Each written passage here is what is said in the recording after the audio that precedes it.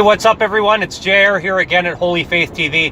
I wanted to come on tonight to talk about President Donald Trump and his tweeting, his trolling. Just makes me crack up every single time when he gets one of those really good tweets out there that you know is going to drive the liberals just totally wild.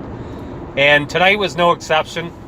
Earlier today, he put out a tweet saying that he's everybody's favorite president and that he wants to hold a competition, including CNN, but excluding Fox, to see who has the most biased and fake coverage of him. And to the winner, he wants to award the fake news trophy. I want you guys to go to Real Donald Trump on Twitter and check out that tweet, because the guy is just too funny. And you know, these liberals, they just never seem to get it. They never seem to get the fact that Trump is an ultimate troll. Probably the worst. No wonder that the liberals were crying on election day last year, because it's the absolute worst case scenario. Not only did they get a Republican president, and not only did they get somebody who has a strong will and will lean conservative. He's not a pure conservative, but he leans conservative after 8 years of Obama. So on top of all those things, not only that, he's also probably one of the greatest trolls in the media of all time in America, because he doesn't back down. I mean, he doesn't apologize for things that he says that are offensive. He doesn't do it. He doesn't really care, because here's the problem, is that for the liberals, of course, here's the problem. It's all part of his persona. If he doesn't do it, it's like he's out of character, or he's off character. And as Doug Mead, who is a contributor to various different papers and writes a lot on last year's election and on the Trump campaign specifically, he has a book out. I forget the name of the book, but look up Doug Mead's channel on YouTube. Check that one out. He has some really good insight. The Trump campaign, they said that after they had won the election, that even when Trump was off key or off cue, as he appeared to be to most, he was actually on point. And a lot of people just still don't get that. How can a politician go out and say some of the, what they think is some of the craziest things, and still win the election? They just do not understand it. And to be honest, they don't have a plan to counteract it. The Democrats don't have a plan of somebody that they can throw out that's going to be able to play the game better than Trump does. So it's really funny. And you know what? I can't wait for the next 2.5 or 3 years of Trump's presidency, just because of how funny the guy is. Whether you're a Democrat or a Republican, you gotta have to admit that Trump, some of the stuff that he says, first off, he's funny because of the fact that you never expect the president to say some of the things that he says. But 99% of the time, what he's saying is true. It's just that he's not being politically correct, and he doesn't care. And it's actually part of his character, so to speak, to say what's not politically correct.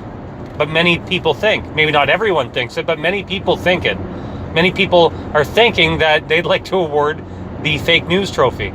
And sometimes I think he does it just to fire up his base and as market research to see how many people are going to engage with it.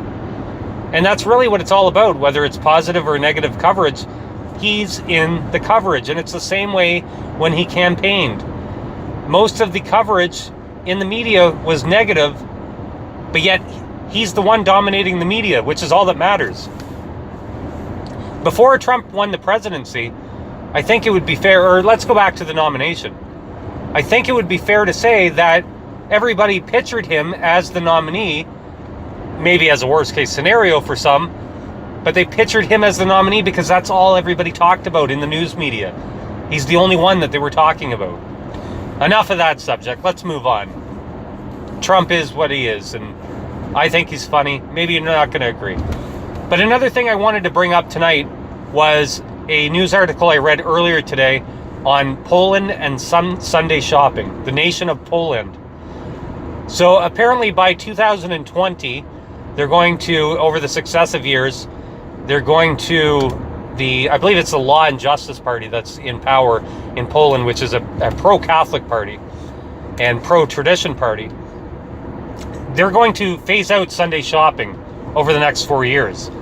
And of course, the economists are talking about it being a doomsday financially in Poland. Of course they're. And I'm no economist, but just looking at it from the surface and using common sense when you think about it. Using common sense, nobody in Poland is going to have any less money. There's not going to be any less income in Poland because Sunday shopping shuts down. And I noticed this from my years of working in retail business, that there's no more actual money out there because of the fact that a store is open on Sunday. Because people still have a certain amount of income that is disposable that they can spend. The only difference being is that they'll spend it in 6 days rather than in 7.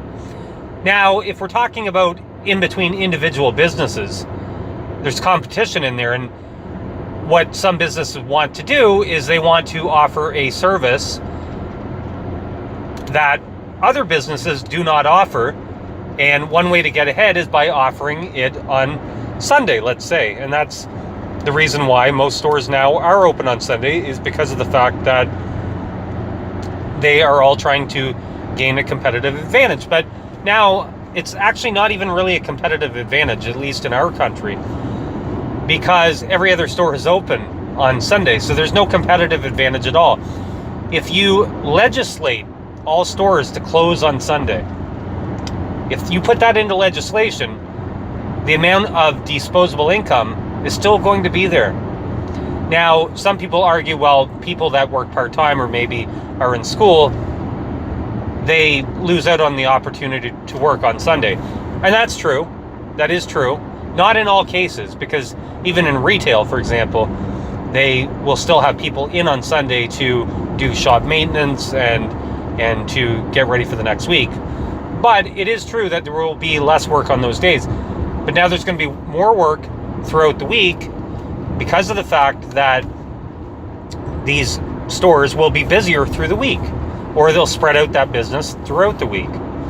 So I think it's a win-win, and it goes with Catholic teaching that, and of course the Seventh-day Adventists will be up in arms about this. They'll think that, here's the end days that everybody talked about. It's one nation, first off.